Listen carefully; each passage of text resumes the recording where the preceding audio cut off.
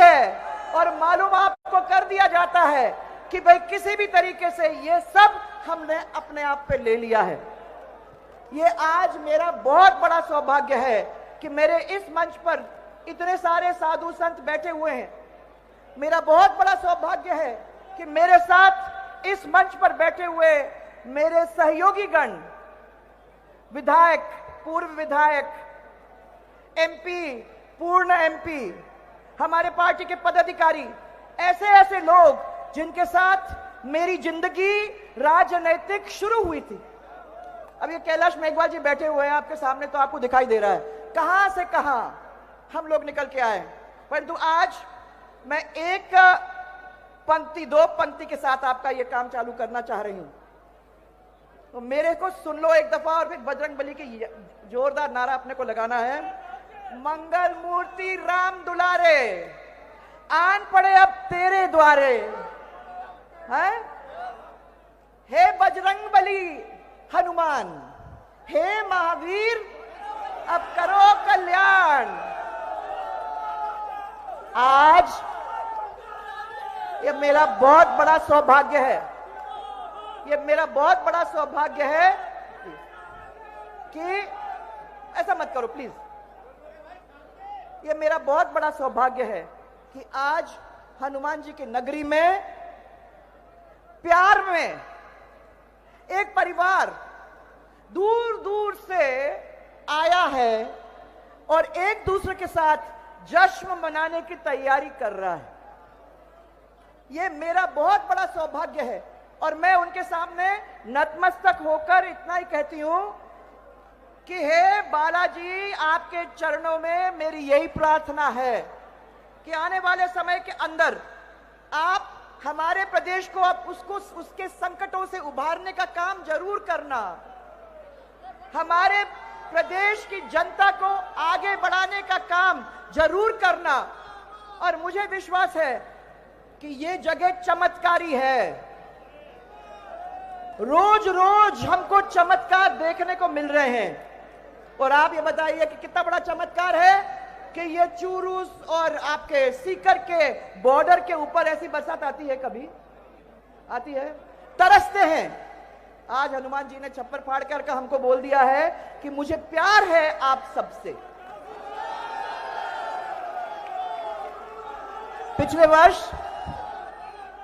पिछले वर्ष भी ये सालगिरह मैंने केशवराज पाटन में मनाई थी। उसके पहले गिरिराज जी महाराज के यहां गई थी और इस बार हमारे भगवान सालासर भगवान के चरणों में हम लोगों को सबको मिलने का मौका मिल रहा है।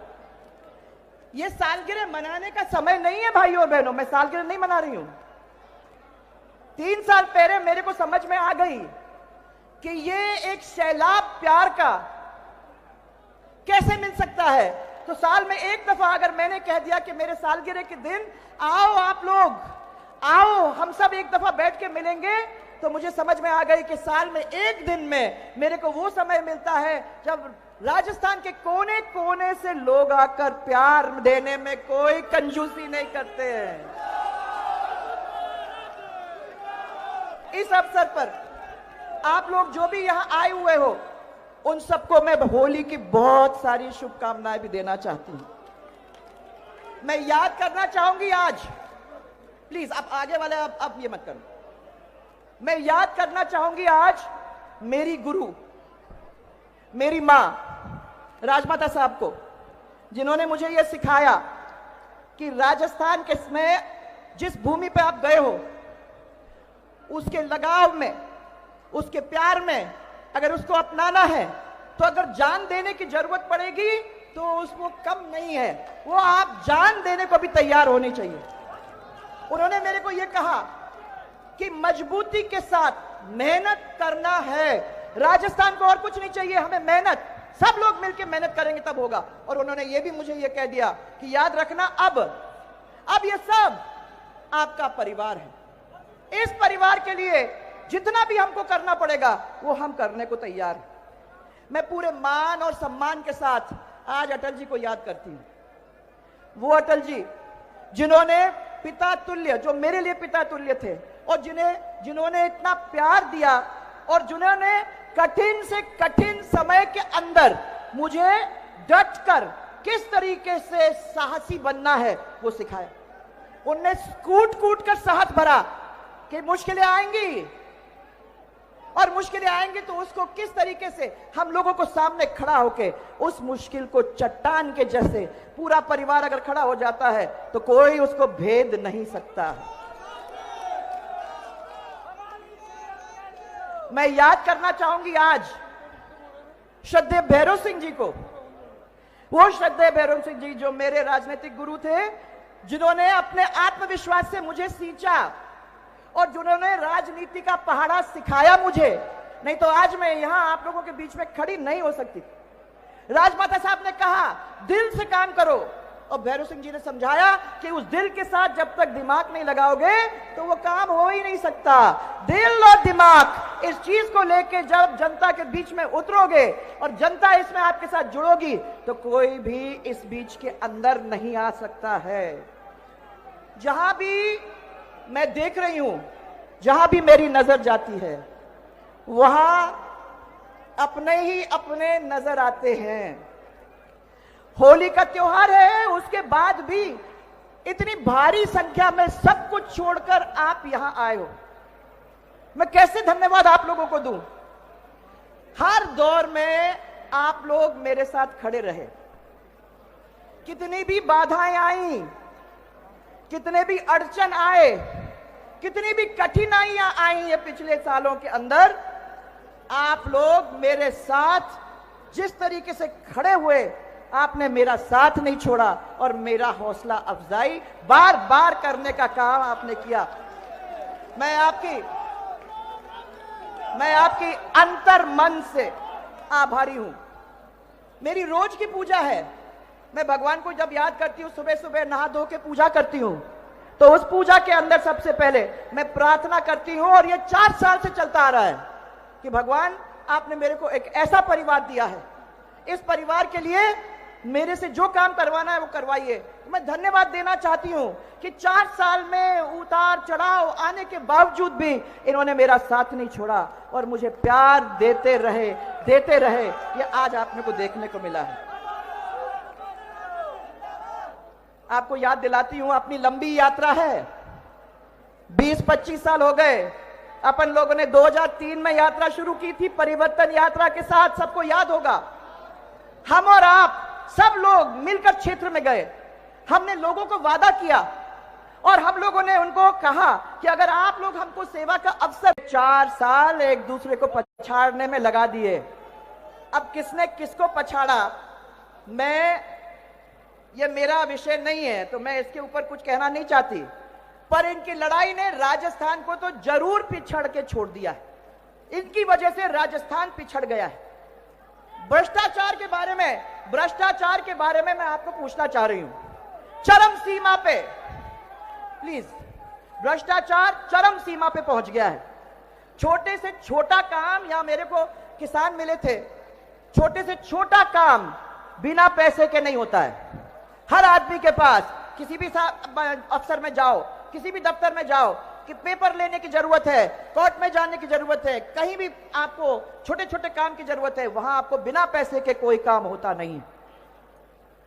माने आप ये समझिए कि सीएजी की रिपोर्ट में यह कहा गया है कि अवैध खनन राजस्थान के अंदर सब दूर फैला हुआ है और करोड़ों रुपया खाया जा रहा है लोगों के द्वारा।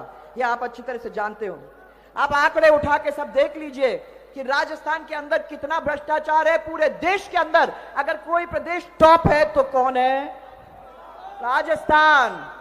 कितनी शर्म की बात है भाइयों और बहनों, हम एक दूसरे के साथ यहां खड़े हैं, किसको मुंह दिखाएं कि हम किस चीजों में टॉप हैं? तो टॉप है भ्रष्टाचार में। यह कहना चाहेंगे हमारी सरकार के टाइम में हम कितने चीजों के अंदर टॉप थे। सड़कों पे टॉप थे, पढ़ाई में टॉप थे, अग्रणी प्रदेश था, कितने चीजों में। आज तो ये भ्रष्टाचार, ये लूटपाट, ये गैंग वॉर, ये सब चीजों के अंदर हम लोग टॉप हैं। अरे कर्जा माफी का क्या हुआ?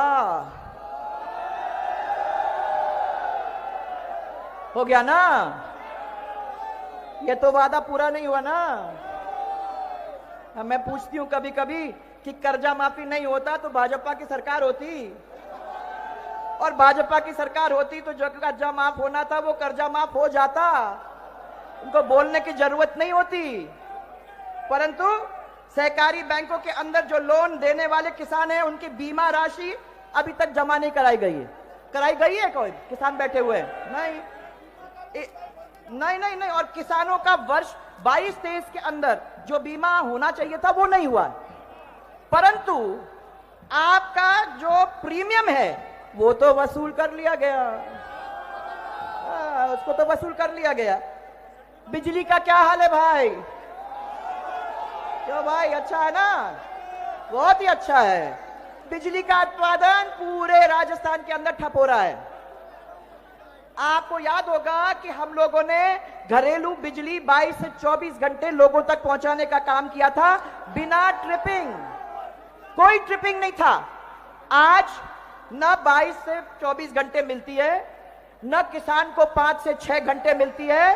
ट्रिपिंग ही ट्रिपिंग है। और मेरे को पिछले 15-20 दिन के अंदर लगातार फोन आते हैं इस किसान के उस किसान के कि हमारे क्षेत्र के अंदर बिजली नहीं आ रही है, कुछ करो। और मैं बिजली विभाग से पूछती हूं तो बोलते हैं कि ये जो बिजली का फैक्ट्री है वो ठप, वो वाला ठप, वो वाला ठप। बिजली का पैदावार राजस्थान के अंदर पूरी तरह से ठप हो गया, आप कहां से बिजली आपको देंगे, ये हम लोगों को कहते हैं। जयपुर तक के अंदर बिजली की कटौती आपको देखने को मिल रही है। अब ये नहीं है, आज पूरा हमारा प्रदेश कर्जा के अंदर नहीं, हमारा पूरा प्रदेश कर्जा के अंदर अब डूब गया है। बजट में घोषणा तो कर दी भाई, बहुत अच्छी अच्छी, आप लोग सब घर गए हो, अरे वाह क्या बजट दिया है हमको। जैसे 10 लाख कर्जा माफ हो जाएगा वैसे ही शानदार बजट आप लोगों को हाथ में पकड़ा दिया है। पर उनके पास ना पैसा है और ना टाइम। और मैं आपको कह दूं कि विधानसभा के अंदर जो बजट अभी पेश हुआ है वो बजट नहीं, वो कांग्रेस का घोषणा पत्र है। वो जानते हैं कि अभी चुनाव आ रहा है, और आप ये भी जानते हैं कि अपने घोषणा पत्र के अंदर ये क्या करते हैं वो किसी से छिपी नहीं है। आपको एग्जाम्पल दे दूं मैं, गवर्नमेंट कॉलेज, प्राइमरी स्कूल, आपके प्राइमरी स्कूल खुल गया, अरे वो प्राइमरी स्कूल के बिल्डिंग के ऊपर लिख दिया गवर्नमेंट कॉलेज, तो गवर्नमेंट कॉलेज खुल गया। आपके इंग्लिश मीडियम स्कूल कैसे बना? हिंदी मीडियम स्कूल के ऊपर लिख दिया इंग्लिश मीडियम, बन गया। पर कोई टीचर नहीं है, कॉलेज का कोई प्रिंसिपल नहीं है, तो ये बनेगा तो कैसे बनेगा? ये तो पुरानी आदतें हैं, पहला भी यही करा करते थे, आज भी यही काम वही कर रहे हैं। सालासर बालाजी, सालासर बालाजी जो मंदिर है वो हमारा केंद्र बिंदु हमने मानकर राजस्थान के बहुत सारी सड़कें यहां से निकाली। अब ये अकेले ये नहीं है, ऐसे बड़े बड़े मंदिर हमारे पूरे राजस्थान के अंदर हैं। उन मंदिरों से हमने रोडों को जोड़ा, क्योंकि हमने कहा कि जो पर्यटक यहां आता है वो हमारी संस्कृति को पहचानता है, वो हमारे क्षेत्र के अगर घूमता है, तो अगर वो हमारे मंदिरों को नहीं देखा है तो हमारी संस्कृति क्या देखी। इसलिए हमने सब दूर ये मंदिरों को सड़कों से जोड़ने का काम किया। अब भाइयों, कल मैं आई हूं, आप भी कल से कई कोने कोने से आ रहे हो सालासर, कैसी कैसी सड़क के ऊपर से चढ़ के आ रहे हो, दचका भी नहीं लगा होगा, दचका भी नहीं लगा होगा। अरे दूदू, फुलेरा, सांबर, जोबनेर, खूट से लोसल, कितने घंटे लगते थे, कितना लंबा सर्कल था। आज वहां हम लोगों ने पैदल यात्रियों के लिए भी सड़क बना दी है, तो पैदल यात्री भी कर सकता है। लोसल, फिर सालासर से रतनगढ़, हनुमानगढ़, बीकानेर, गंगानगर, लंबा चक्कर कितने प्यार से जुड़ गया है बताओ। डूंगरसर, डूंगरगढ़, बीदासर, सालासर, सालासर, बीदासर, नोहर, नोखा, नागौर, तरनऊ, डीडवाना, सालासर, सालासर, लक्ष्मणगढ़, मुकुंदगढ़, झुंझुनू, दिल्ली। अरे सरसराते हुए चले जाओ, सिंगल रोड था, आज आप बता दो मेरे को कि कितना सुंदर हो गया है कि नहीं है? है ना? हाँ। और उसमें फलोदी जुड़ने से मारवाड़ को भी हमने जोड़ दिया है, फलोदी जुड़ने से वो भी जुड़ गया। फिर सालासर, चूरू, भालेरी, गोगामेड़ी प्रसिद्ध मंदिर तक, और नोहर भादरा, उसको भी जोड़ने का काम हम लोगों ने किया है। सालासर, रतनगढ़, सरदार शहर, लूणकरण सर, बताओ भाई, वहां के भी लोग यहां बैठे हुए हैं, कैसा लग रहा है?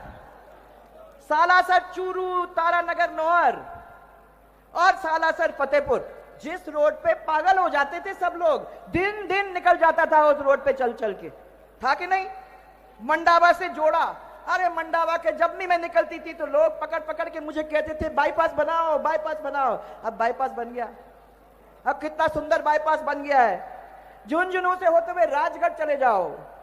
अरे नितिन गडकरी के साथ जब मैं यहां 10 मार्च 2017 को यहां आई थी, तो यहां भाषण के अंदर हमने जो भी घोषणाएं की थी 100% कंप्लीट हो गए हैं, और आप उन्हीं सड़कों पे चल चल के यहां तक आज तक पहुंचे हो। आज सुबह, कल रात को इसी पे चले हो। भाइयों, राजस्थान की ये जो भूमि है वो हमारी मां है। इस मां के माथे पर विकास का मुकुट बांधने के लिए हमारे बीच में कोई माई का लाल नहीं आ सकता, कोई नहीं आ सकता, और ना कोई इसको रोक सकता है। मैं संगठन के सिपाही के रूप में आदरणीय मोदी जी के मार्गदर्शन में और राष्ट्रीय अध्यक्ष नड्डा जी के नेतृत्व में हमारी विचारधारा की मशाल को लेकर चल रही हूं और आपको साथ लेकर चला रही हूं। मैंने जो बालाजी की आस्था और आपके आशीर्वाद का जो दीप जलाया है, वो किसी आंधी और तूफान से भाइयों मिट नहीं सकता है, चाहे वो कितनी भी कोशिश कर ले। आपकी सेवा को जो संकल्प हमने लिया है वह पूरा होकर ही रहेगा। तो आज मैं धन्यवाद देती हूं सभी संत महात्मा को, मेरी मां को, जिनकी आशीर्वाद से हम यहां तक आ पाए। मैं धन्यवाद देना चाहती हूं यहां इकट्ठा हुए हमारे पूरे परिवार को, जो राजस्थान के कोने कोने से यहां आज उपस्थित हुए हैं। भाइयों और बहनों, मैंने जब पहले राजस्थान में आई थी तो एक सपना देखा था। मैंने सोचा था कि क्या वो समय आ सकता है जब हम 36 के 36 कौम और सब मजहब के लोगों को एक सूत्र में, प्रेम के सूत्र में बांधकर राजस्थान की तरक्की कर सकते हैं। आज मुझे लगता है कि हो सकता है, आपको देख के हो सकता है। 36 के 36 कौम के लोग यहाँ हैं, सब मजहब के लोग यहाँ हैं और सब प्यार में खड़े हैं। ये सबसे बड़ी बात है। मैं आपको यही कह सकती हूं कि अगर प्रदेश को आगे ले जाना है तो जब ये सब एक सूत्र में बन जाएंगे, तो चट्टान जैसे एक साथ जब चल पड़ेंगे, तो हमारे प्रदेश के विकास को कोई भी नहीं रोक सकता है। ये विश्वास करके आगे चलो।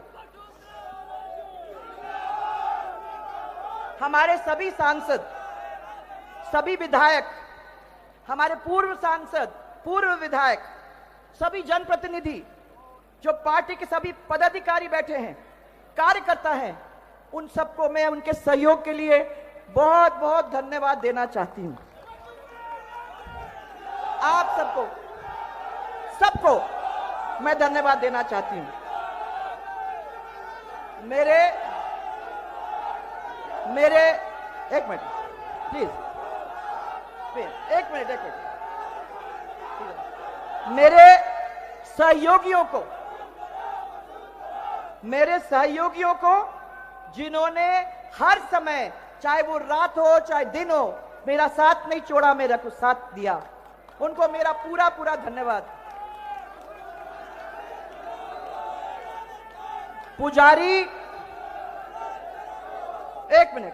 पुजारी परिवार, जिन्होंने बालाजी तक मेरी पूजा अर्चना बार बार पहुंचाने का काम किया, मांगीलाल जी, मैं धन्यवाद देना चाहती हूं आपको और पूरे पुजारी परिवार को, जिन्होंने हर मंगलवार, कई सालों से हर मंगलवार वो मेरे को फोन करते हैं और मेरे को बालाजी के दर्शन करा के मेरी पूजा अर्चना को बालाजी तक पहुंचाने का काम करते हैं। उनको मेरा हाथ जोड़कर प्रणाम और धन्यवाद। मीडिया कर्मी आप लोग सब यहाँ आए हो, और वो आसान नहीं होता कि जब ऐसी मीटिंग्स में आते हैं धक्का मुक्की होती भी है, कभी कभी कुछ गलतियां हम लोग भी कर देते हैं, आपको पोडियम नहीं मिलता, जगह नहीं मिलती, उसके बाद भी आप लोग यहाँ रुक जाते हो। आप यहाँ सब आए हो, आपको मेरा दिल से धन्यवाद। आज आप हमारे बीच में हो, ये सब लोग, ये पूरा परिवार आप सबको धन्यवाद देता है। थैंक यू, आप सब यहाँ हमारे कार्यक्रम में आए। और फिर हनुमान जी प्लीज, और फिर हनुमान जी हमारे बजरंग बली जो हम सबके दिल में बसे हुए हैं, हमारे बीच में विराजमान है और जिन पर हम सबका अटूट विश्वास है। कठिनाई जब भी आती है तो हम दौड़ दौड़ के सबसे पहले उनके पास ही पहुंचते हैं। अरे भगवान, परीक्षा पास होनी है, हनुमान जी कुछ कर दो। शादी करनी है भाई साहब, हमको मिल नहीं रहा है, ना वर मिल रही है ना वधू, हनुमान जी कुछ कर दो। व्यापार मेरा सफल नहीं हो रहा है, मेरी नई फैक्ट्री चला दो, मेरे को पैसे आ जाएं, मेरा धंधा चलवा दो, हनुमान जी कुछ करो। चोरी हो गई है, अरे चोरी को खुलवा दो, हनुमान जी आप ही कर सकते हो भैया, इसका भी कुछ करो। दौड़ के हनुमान जी के पास। और राजनीति के अंदर कामयाब होना है, हनुमान जी बस हमारे सिर के ऊपर हाथ रख दो, आशीर्वाद दे दो, तो हम लोग सभी कामयाब हो जाएंगे। ये है वो हनुमान। आज भी मेरी यही प्रार्थना है कि उनका आशीर्वाद आप सब पर बना रहे, आप सब पर बना रहे। और हमारी सबकी जो पूजा अर्चना, और आज मैंने जोरदार पूजा अर्चना आप लोग सबकी की है मेरे साथ। जब 1008 आहुति देनी पड़ती है ना, तो हम बहुत सारे लोग मेरे साथ आजू बाजू जो बैठे थे उनको सहस्त्र नहीं मालूम था, उनको लगा होगा 11, होगा 21, तो ये पूछ रहे कितने बार होगा ये। हमने कहा ये होगा 1008 बार, और सबको लगना पड़ेगा उसमें। सबने आहुति दी, सबने राजस्थान प्रदेश की तरक्की के लिए पूजा पाठ किया, हनुमान चालीसा पढ़ा, और आप सबका नाम उसके अंदर जोड़ा। क्योंकि अगर कोई सोचता है कि हम सफल हो सकते हैं, तो अकेले हम सफल नहीं हो सकते। सफल तो तब होंगे जब ये पूरी जनता हमारे साथ चलती है, तब। प्लीज मेरी बात एक मिनट सुन लो, मैं क्या कहना चाह रही हूं, मेरी बात नहीं पहुंच रही आप लोगों को। मैं पहली दफा एमपी बनी, पहली दफा एमएलए बनी, तो होते हैं हम लोग सब सोचते हैं कि गुरूर होता है, देखो मैं एमपी बन गई, मैं एमएलए बन गई। परंतु 1 साल के बाद जब चुनाव आ जाता है, सबको समझ आ जाती है। इसलिए जो 2, 3, 4 बार जीत के आए ना, उनको ये मालूम है कि मैं नहीं जीत के आई, मैंने कुछ नहीं किया, ये वो है मेरा परिवार, ये है सब लोग जिन्होंने मुझे वहां तक पहुंचाने का काम किया है। इनका प्यार, इनका साथ, इनका आशीर्वाद बना रहेगा तो कोई नहीं रोक सकता है, पर वो हम अकेले नहीं कर सकते, हम अकेले नहीं कर सकते, वो तो आप लोग मिलके करोगे तभी होगा। तो हम हनुमान जी से मेरी प्रार्थना है कि आप सबके ऊपर ये आशीर्वाद बनाए रखें। मेरी प्रार्थना है कि आपकी सबकी पूजा अर्चना को प्यार से वो स्वीकार कर लें। और भाइयों, मेरी एक इच्छा है, कहो तो मैं बताऊं, तो मेरी एक इच्छा है कि आगे चलकर जैसे अपन ने राजस्थान के अंदर बहुत भव्य मंदिर बनाए, मैं कहती हूं कि इस मंदिर को और भी भव्य बनाने का अपने को काम अपने हाथों में लेना चाहिए। सालासर का ये जो इलाका है उसको और ठीक करने का काम हम लोगों को अपने हाथ में लेना चाहिए। तैयार है वो? हाँ, आपको क्या चिंता करने की बात है, चिंता तो हमारे कंधे पर डाल दिया। हाँ, पर एक चीज और याद रखना भाई, ऐसे फ्री में नहीं छोड़ रही आप लोगों को। आज यहां तय करके जाना है कि ये साल अंत होगा और इस साल के अंत में जो चुनाव होना है उसमें कमल खिलाकर ही छोड़ना है, इसको याद रखना है। हाँ, राजस्थान को हम लोगों को मिलके समृद्ध बनाना है। और चलो